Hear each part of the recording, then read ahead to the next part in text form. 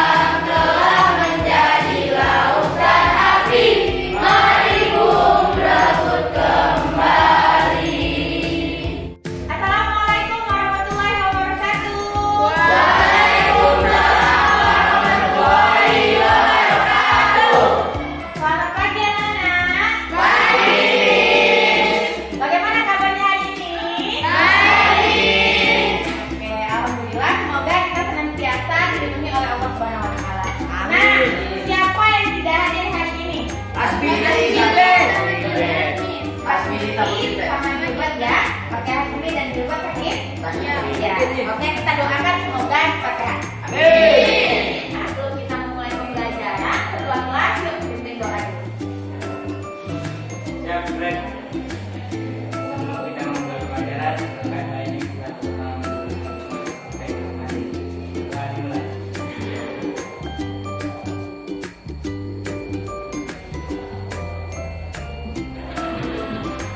Selesai. Supaya kita lebih semangat, kita tepuk semangat dulu nih. 1, 2, 3, tepuk semangat.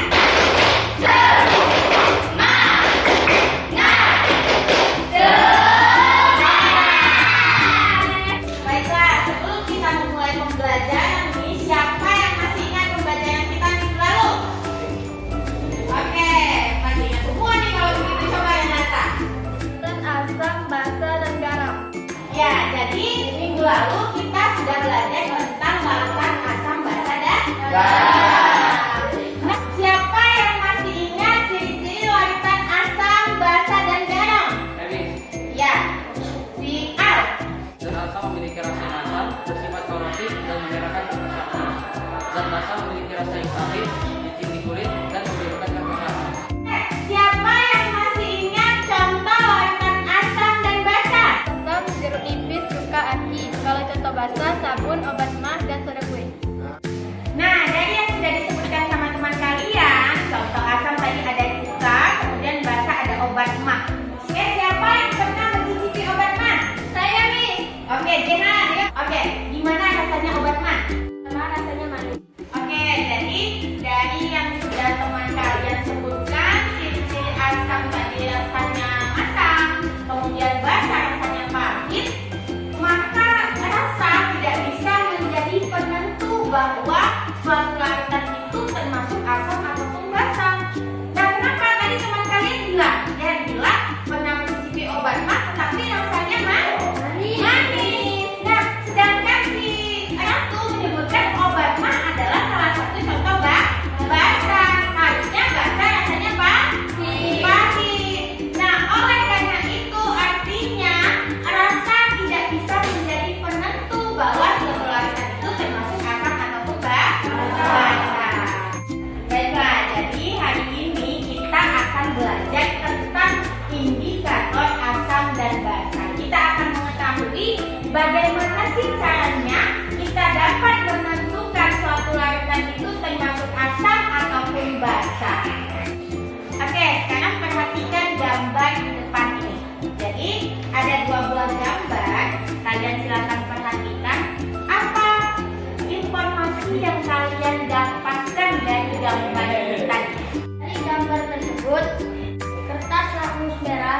dicelupkan larutan basah akan berubah menjadi berwarna biru. Sedangkan kertas lakmus biru dicelupkan ke larutan asam akan berubah menjadi warna merah. Benar kata teman kalian, kalau gambar yang pertama, jika kertas lakmus dicelupkan ke dalam larutan basah, maka akan berubah menjadi warna biru. Kalau dicelupkan ke larutan asam, maka akan berubah menjadi warna merah. Ini salah satu indikator atau bahan yang bisa kita gunakan untuk mengetahui suatu larutan itu termasuk asam ataupun basa. Tujuan pembelajaran kita hari ini adalah yang pertama, melalui kegiatan eksperimen, peserta didik mampu menggunakan indikator asam basa dalam penentuan sifat larutan dengan tepat. Kemudian yang kedua, melalui kegiatan eksperimen, peserta didik mampu menyimpulkan sifat larutan asam dan basa berdasarkan percobaan dengan benar. Yang ketiga, melalui kegiatan eksperimen, peserta didik mampu melakukan penyelidikan tentang sifat larutan asam basa dan garam menggunakan indikator alami dengan tepat. Yang keempat, melalui kegiatan eksperimen dan diskusi kelompok, peserta didik mampu membuat kertas lakmus dari tumbuhan sekitar dengan baik. Lalu yang kelima, melalui kegiatan eksperimen dan diskusi kelompok, peserta didik mampu menyajikan hasil penyelidikan sifat larutan asam basa dan garam menggunakan indikator alami dan mendiskusikannya dengan teman dengan baik.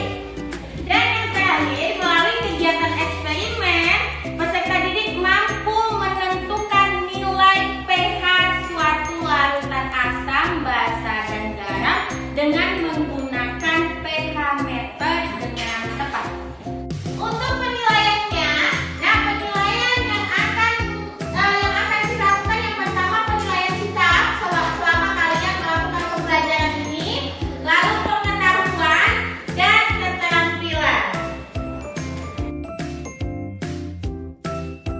Oke, sekarang perhatikan di tangan di sini ada dua buah jenis larutan. Yang pertama adalah larutan asam, yaitu asam cuka, dan yang kedua ini adalah larutan sabun. Nah, sekarang kalian perhatikan, kita akan mencoba yang pertama menggunakan kertas lakmus berwarna birunya ya. Ini adalah larutan asam. Oke, kita lihat perubahannya. Nah, berubah apa tidak? Berubah. Iya, jadi ketika dengan larutan asam, kertas lakmus biru berubah jadi warna merah. Nah, sekarang perhatikan nih, kalau kita cobakan dengan larutan sabun. Oke, kertasnya berubah? Tidak. Jadi, kalau warna biru akan tetap berwarna biru ketika diuji dengan larutan basa. Lalu gimana nih? Kalau kita ujikan dengan kertas lakmus warna merah, kita coba ke larutan sabun. Nah, terlihat perbedaannya? Terlihat. Oke. Nah, dari sini, ini kan kita punya kertas lakmus nih. Kalau kertas lakmus ini hanya terbatas, kita hanya sedikit punya kertas lakmus. Kalau tidak ada kertas lakmus, gimana caranya kita bisa menentukan suatu larutan termasuk asam ataupun basa? Saya pernah baca jika larutan asam dan basa bisa diuji dengan bahan yang ada di alam. Jadi hari ini kita akan membuat kertas pengganti kertas lakmus ya, yang akan kita gunakan untuk menguji suatu larutan itu termasuk asam ataupun basa. Kita akan menentukan jadwal nih. Yang pertama, kita membuatnya hari ini ya. Ibu rasa tidak memerlukan waktu lama. Kita akan keringkan, nanti akan jadi dan uji juga hari ini. Kalian juga akan mempresentasikan hasilnya hari ini. Nah, silahkan berkelompok berbagi tugas. Sekarang kalian sudah berkelompok ya? Sudah. Nah, kita akan bagikan LKPD untuk setiap kelompok ya. Kelompok 1. Kelompok apa ya? Ini kelompok 1.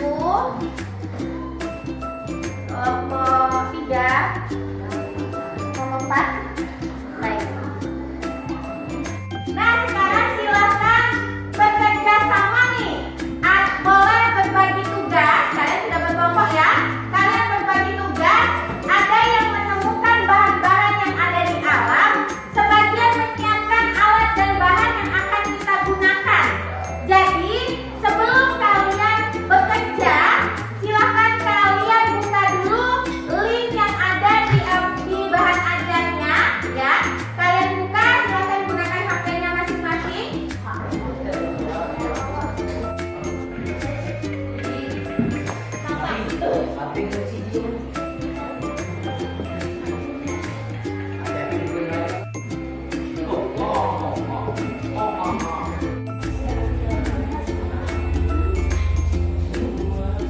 Baiklah, sekarang kalian silakan berbagi tugas ya, setiap kelompok. Ada yang menyiapkan alat dan bahannya silakan kalian ambil alat dan bahan yang kalian butuhkan. Kemudian ada yang menemukan bahan alam, tumbuhan yang akan kalian gunakan sebagai indikator alamnya.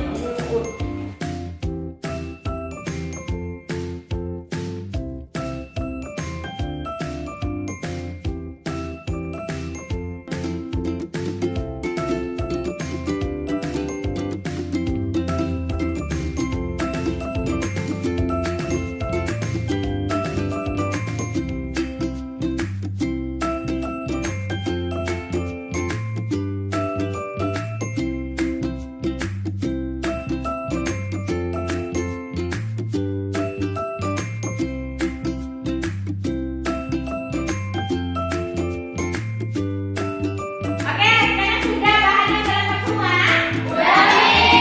Iya. Kalau bahannya sudah lengkap, tadi kalian juga sudah melihat bagaimana cara membuatnya. Sekarang silakan diolah bekerja sama dengan teman-temannya sekelompok. Silakan yuk kita mulai untuk membuat. Kelompok 1 dapat bahan apa aja? Buah kertas sama buah naga. Oke, ada buah kertas, buah naga, sama ubi. Silakan diolah dulu ya. Kelompok 3 dapat bahan apa aja?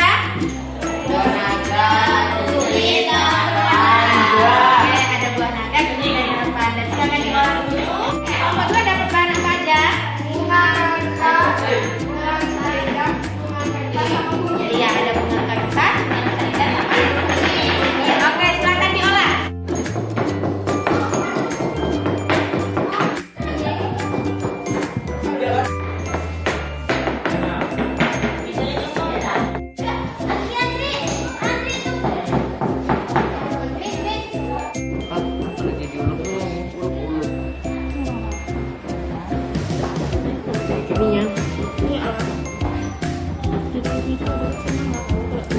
Buat keluar sari-sarinya. Wih, bunga. Kita tunggu dulu ya, kita tunggu dulu bahannya sudah dari kertasnya kering kita tunggu.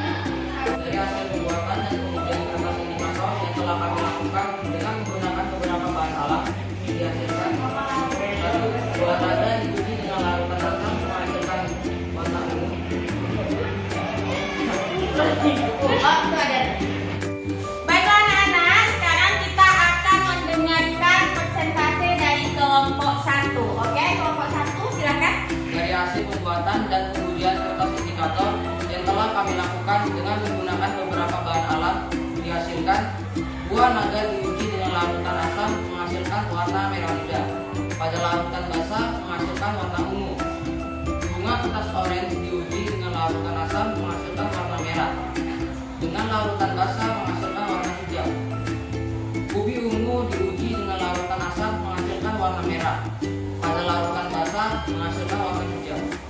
Dari ketiga bahan yang telah kami buat, maka semuanya berhasil karena semua kertas indikator mengalami perubahan warna yang berbeda jika diuji dengan larutan asam dan basah. Kemudian kami menentukan nilai derajat keasaman pH larutan. pH larutan asam 5,4, pH larutan basah 8,2. Dapat kami simpulkan bahwa pH larutan asam lebih kecil daripada 7, pH larutan basah lebih besar daripada 7. Oke. Oke, jadi kelompok 1 telah menemukan 3 bahan yang digunakan. Yang pertama ada ubi ungu.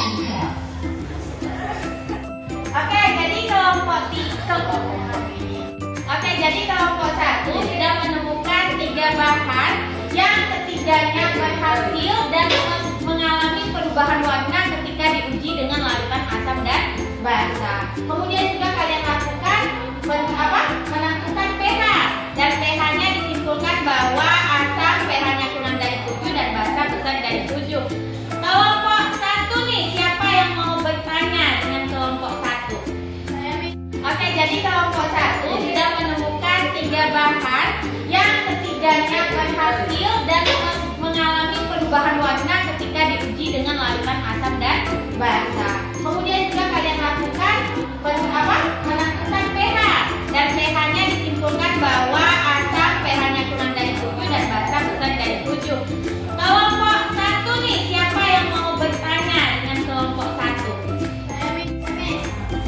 Oke. Menurut kelompok kalian, apakah semua tumbuhan dapat dijadikan indikator alami? Berikan alasannya.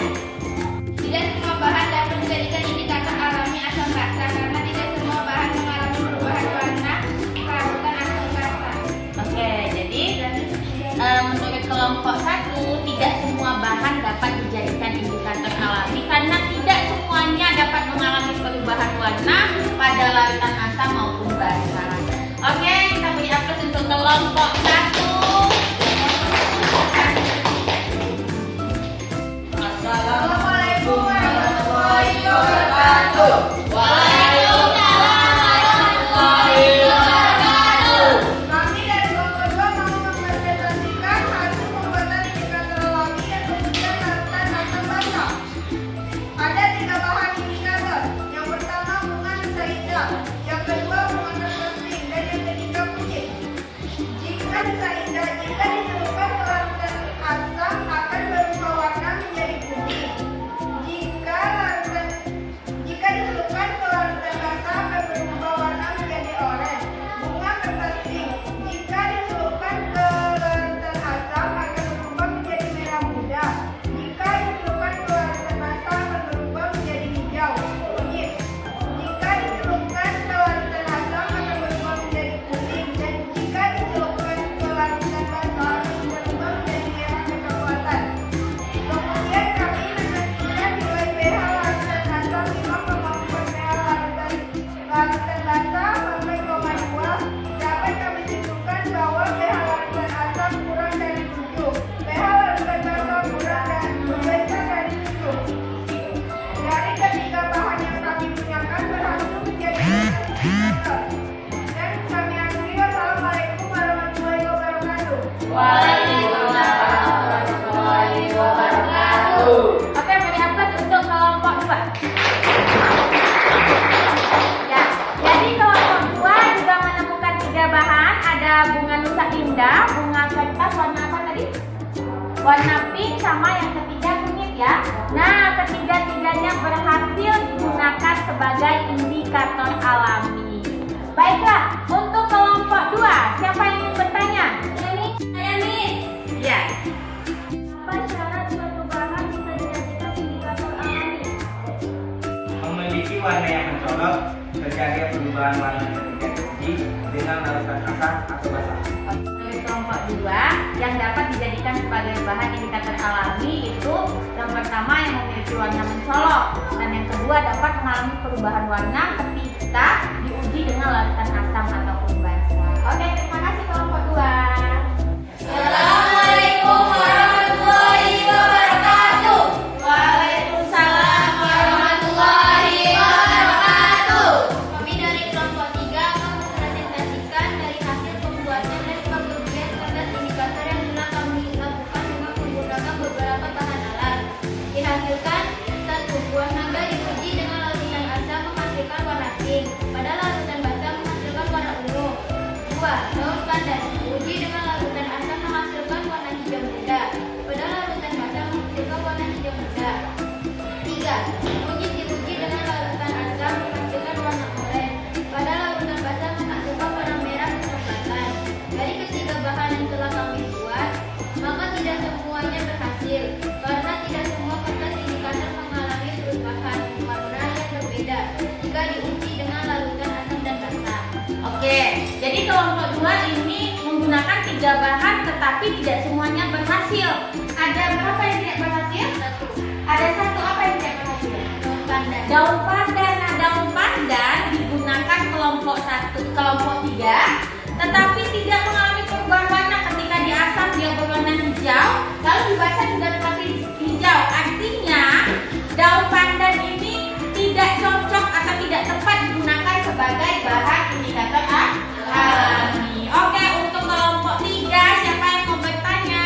Oke, Apakah kertas indikator yang kalian buat sama prinsip kerjanya dengan kertas lakmus? Ya, sama, karena sama-sama ditemukan larutan asam atau basa dan kemudian kertas akan mengalami perubahan warna. Oke, jadi menurut kelompok 3 kertas yang dibuat itu, kertas indikator yang telah dibuat sama prinsip kerjanya dengan kertas lakmus karena sama-sama dicelupkan ke larutan yang mau diuji dan mengalami perubahan warna ketika diuji dengan larutan asam ataupun Basa. Oke, beri aplaus dulu untuk kelompok 3. Silakan juga kelompok 3. Nih, Assalamualaikum warahmatullahi wabarakatuh. Waalaikumsalam warahmatullahi wabarakatuh. Kami dari kelompok 4 hari ini saya akan membacakan hasil pembuatan indikator alami dan pengujian larutan asam basa. Ada 3 bahan indikator yaitu bunga kembang sepatu, kunyit, dan wortel.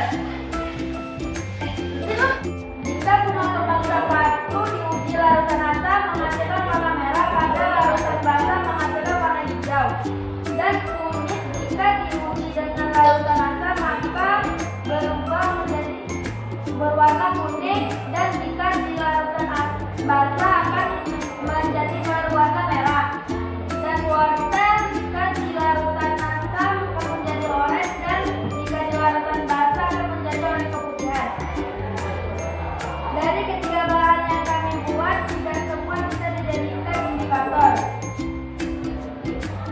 Kemudian kami menentukan nilai pH larutan asam 5,4 pH larutan.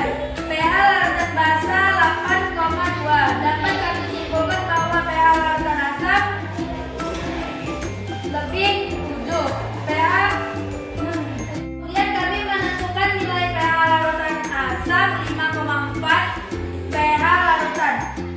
pH larutan basa 8,2. Dapat kami simpulkan bahwa pH larutan asam lebih kecil 7. pH larutan basa besar 7. Oke. Nah, dari kelompok 4 ini kelompok terakhir nih. Kelompok 4 menemukan 3 bahan dan ada 1 bahan yang tidak berhasil ya. Ya, ada apa yang tidak berhasil? Wortel. Iya, wortel. Nah, wortel ketika diuji dengan larutan asam warnanya oranye, ketika dengan basa warnanya oranye keputihan. Artinya tidak terjadi perubahan warna yang mencolok nih. Jadi wortel ini kurang tepat digunakan sebagai indikator alami. Nah, dari kelompok 4 siapa yang ingin bertanya? Oke, silakan. Bagaimana kesimpulan pH larutan asam basa yang kalian ujikan? pH asam kurang dari 7, pH basa lebih dari 7. Oke, pH asam yang diujinya itu rata menggunakan penggunaan dari fluid dan pH basah bukan dari tujuh. Oke, terima kasih kelompok 4. Beri aplaus untuk kelompok 4. Baik, cukup. Saya akhiri. Wassalamualaikum warahmatullahi wabarakatuh. Waalaikumsalam warahmatullahi wabarakatuh. Nah, dari semua yang telah kita pelajari hari ini, siapa yang bisa menyimpulkan pembelajaran kita hari ini? Saya Miss. Indikator asam basa terbagi menjadi dua, yaitu indikator alami dan indikator buatan. Indikator alami terbuat dari bahan alam, sedangkan indikator buatan dibuat di laboratorium dengan proses kimia. Oke, ya habis ya. Oke, siapa yang bisa menyimpulkan pembelajaran kita lagi? Yang kedua siapa? Saya Miss. Oke, silakan. Indikator alami adalah indikator yang dapat dibuat dari bahan alam. Syarat suatu bahan alam dapat dijadikan indikator alami adalah: satu, memiliki warna mencolok dan terjadi perubahan warna yang signifikan ketika diuji coba dengan larutan asam basa. Oke, jadi dari kesimpulan yang telah disimpulkan oleh teman-teman kalian, pembelajaran kita hari ini kita membahas bahwa indikator itu terbagi menjadi dua, ada indikator alami, ada indikator buatan.